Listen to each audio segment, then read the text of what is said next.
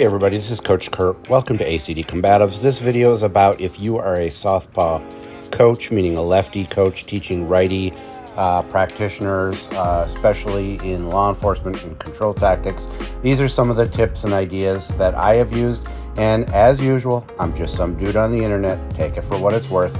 I consider myself an average martial artist at best. All right, enjoy. Hey guys, it's Kurt.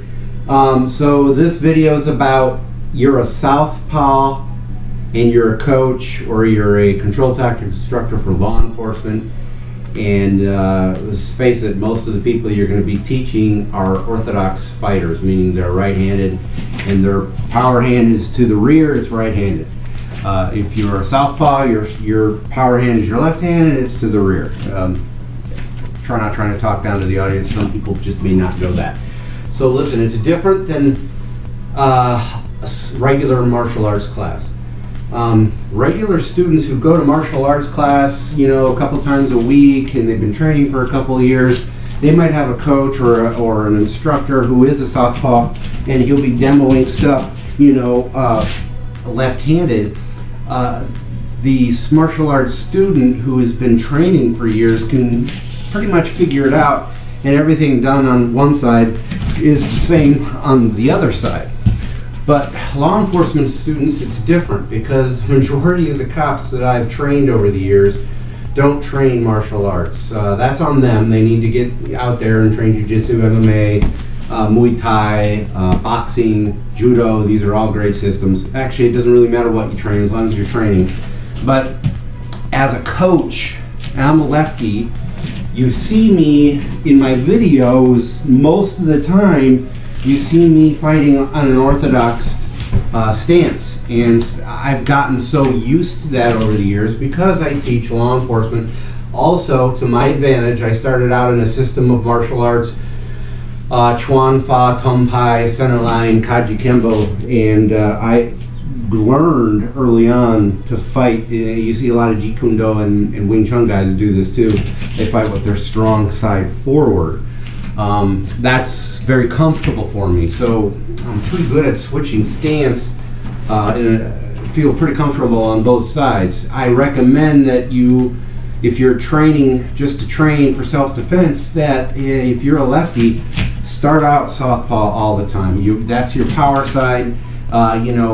There's professional fighters that have fought with their strong side forward. These are few and far between. I recommend that you just keep it real, keep your power side to the rear. I do a lot of stuff from an orthodox stance because I train orthodox people most of the time, and these aren't regular martial artists that are used to seeing stuff and crossing it over in their mind. A lot of cops, again, don't train, unfortunately, and so that's what I recommend. If you are a law enforcement control tactics instructor and you're left-handed, this is part of the new segment that I have on my channel for southpaw tips. You should get very comfortable fighting in an orthodox stance, and you never know when it's going to come in handy anyway. Like, I could be fighting my southpaw.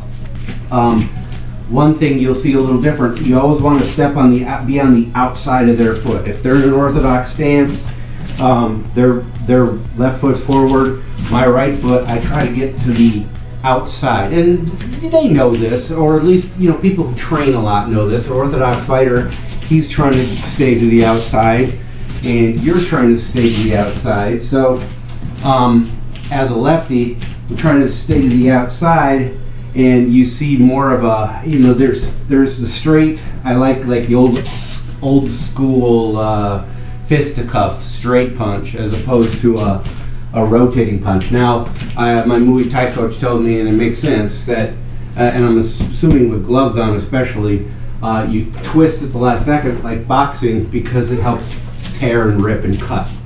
And that can end a fight as far as points are concerned. Technical knockout.